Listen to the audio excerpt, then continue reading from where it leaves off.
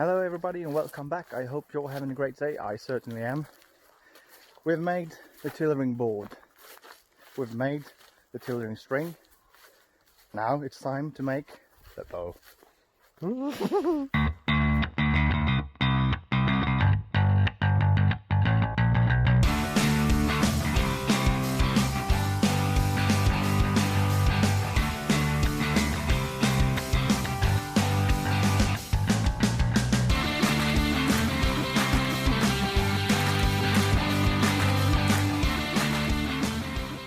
What I did was I went on YouTube and I searched for longbow making, and I found a guy named Kramer Emmons, linked to his channel in the description, and he has loads and loads of videos about longbow making, bow making in general, but the one that caught me was one where he uses a board from the hardware store, just regular. This is pine, he uses poplar I think in the video. I will link to that video as well.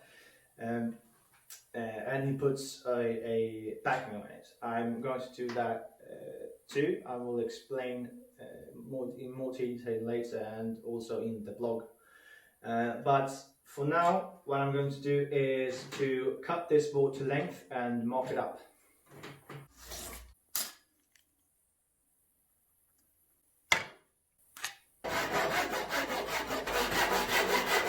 Right, so you saw me cut the board to length. What you didn't see was me marking it because I sort of got away from myself there. But essentially what I did, I wanted a 64-inch bow, so I made the board from tip to tip 64 inches. Then I found the center at 32 inches, obviously. Then from the center I went up 1.25 inches, drew a line, went down 4 inches from there, and that's going to be my handle section right there. At this point is where the arrow rest would be, but I'm not going to cut one in, at least I don't think so. Then from that line I went out 2 inches, and from there I went out 2 inches, and those are going to be my fade out, because I'm going to put another piece that is 8 inches to kind of beef up the handle a little bit, and we'll talk more about that later. Then from there I went to the half point, and from the half point of the limb I then went to the tip, found the center, and made from there to there is 3/4 inch, and this will be our limb taper, and I did the same thing on the other side.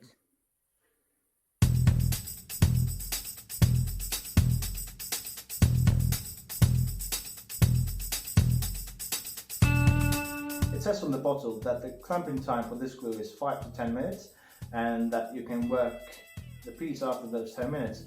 But I'm using a lot of glue and I don't think that's going to be sufficient, so I'm going to leave it for at least 30 minutes to an hour before I see if I can start working this and move on to the next step, which would be to put a backing on the bow. Originally I wasn't going to put a backing on it because I'm not going to do that on my eventual longbow, but I'm using pine, and pine is a bit on the soft side for a bow, and even though this is not going to be my main bow or a bow that I use particularly, I still want it to be as good as possible, so I'm going to put a backing on it. And you can use pretty much anything you like, just let your imagination roll. Kramer has a series on his channel called Will It Bow, check it out, where he tries pretty much anything and see if we can make a bow backing out of it. But yeah, so I'm going to leave this for 30 minutes to an hour, and then we'll see if we can move on to the next step.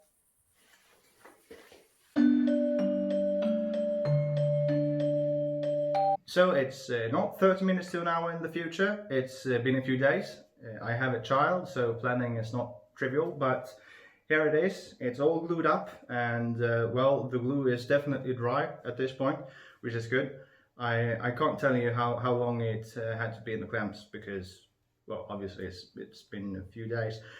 But now I'm going to clean this up from some squeeze out, and then we'll put the backing on.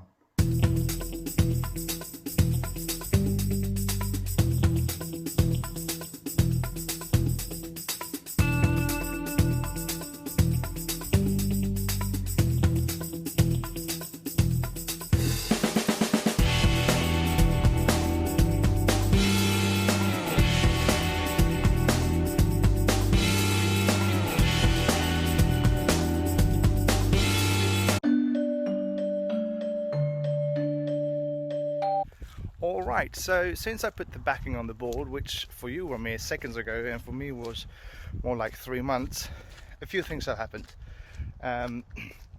Basically, I haven't had time to work on this board or the bow because of life, but I've made a few additions to the workshop, if you like to call it. I've got myself a long workbench and some lovely power tools, so that's great.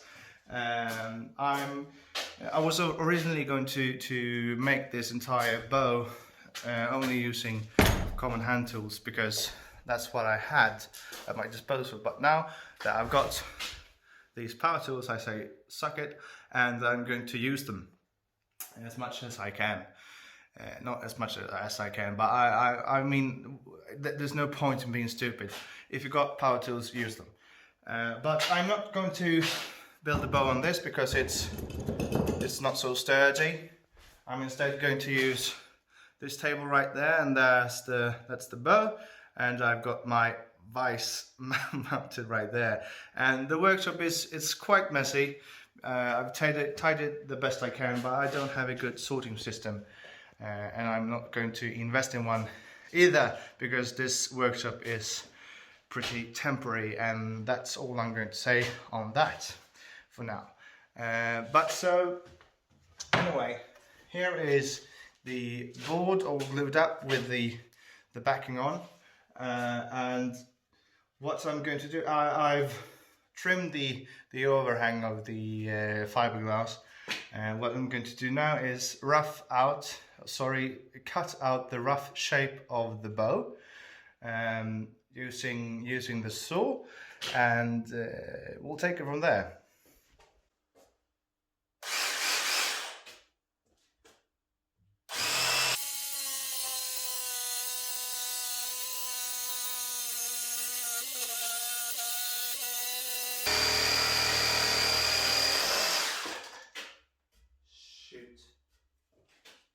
Yeah, this is bad. Very, very bad. The saw sort of got away from me there. Turns out this blade might not be for cutting wood. Anyway, I'm not sure that I'm going to be able to fix this, but I will do the best that I can. Luckily, this bow will not be, I mean, it's merely for practice. So it's good that I screwed this one up and not the stave that's been curing for over a year now.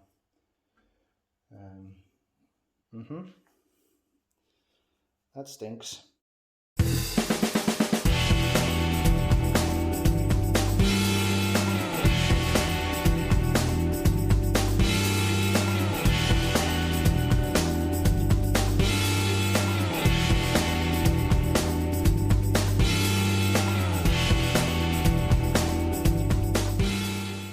A draw knife would be a good choice of tool here, but I don't have one, so I'm just using a regular sharp knife, and it works quite well.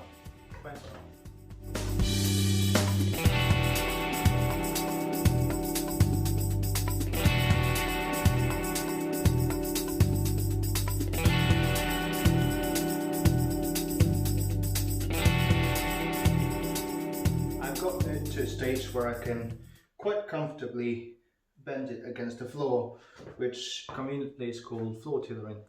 And I've taken away material from both limbs. Regarding this mishap, let's call it that, I decided I'm going to try to work around it. Instead of, I don't know, sawing the profile so that it's even, I'm just going to try to treat it as a feature and basically not take off as much material from here as from this limb, which is still good and fat. But now I'm moving on to the tillering process, where I'm going to put this up on the tillering board that we made in the earlier video.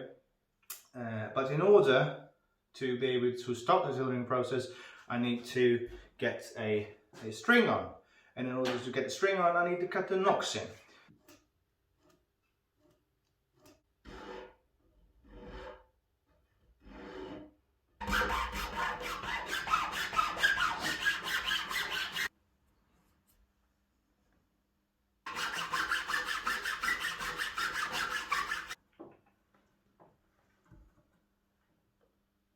Right, so finally we're on to the tillering process where we take this board and make it a bow. You might notice that it's not centered on the tillering board right here, the bow. That's because the center of the bow is about right there. So this is where I would have my hand, because I want the arrow to go in the center. So I have it offset because that's where my hand will be. So that's how the tillering is going to look like. It's bent right now, not much, because this is the first time that it's being strung and bent. But basically, I'm not going to go into too much depth about the tillering process right here, right now, because this is bound to be a long video already. But there are plenty of videos, go check out Kramer, and I will go into more depth in the blog post later on. But basically what I'm going to do, I'm going to use a cabinet scraper, probably the spoke shave, possibly the disc sander, and just take off material, bend it, take off material, bend, mark up where I'm taking off material, and so on until I've got a bow. So I'll crack on. I will put on a time lapse and, well, enjoy, I guess.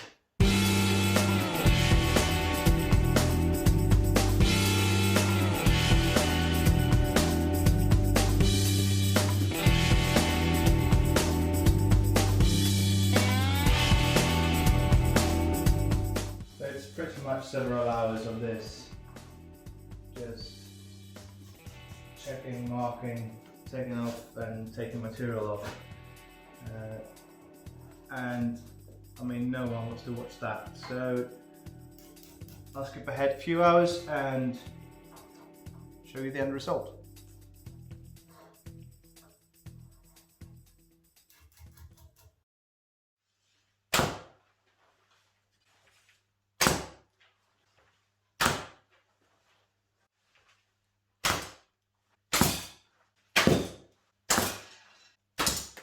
There it is, the finished bow. This is not the same one as I was working on mere seconds ago, because I broke that one. I got too eager and just basically forced it, so it broke on me. And that happens, it shouldn't happen if you do as I said and take it gradually and go slowly, but unfortunately I'm not always the one to live by my own rules. So sorry about that, but I did not put a backing on this. This is oak instead of pine. I wanted to finish a bow, and I couldn't really finish this video off without a complete working bow at the end of it. So, but it's basically the same same dimension board. Only difference is it's a bit harder, and I didn't put the backing on simply because I don't really have the time, and I wanted to finish this today. So, and this is by no means a good bow, but it was never supposed to be either. I need to practice bow building. If you want to see someone who actually can make bows, as I've said countless times in this video already, go watch Kramer, link in the description. He makes beautiful bows and he knows what he's doing. But please stick around, because I will keep making bows. I will be good at it at some point. So in order to see that progress, don't forget to subscribe, and while you're down there, hit the notification button so you get notified when the next bow building video comes out. And yeah, hit the like button if you like the video. If you don't, well then don't. But so yeah, thank you very much for sticking with me. It's been a long video and I will not keep rambling on right now. So have a good one, and I will see you in the next one. Bye.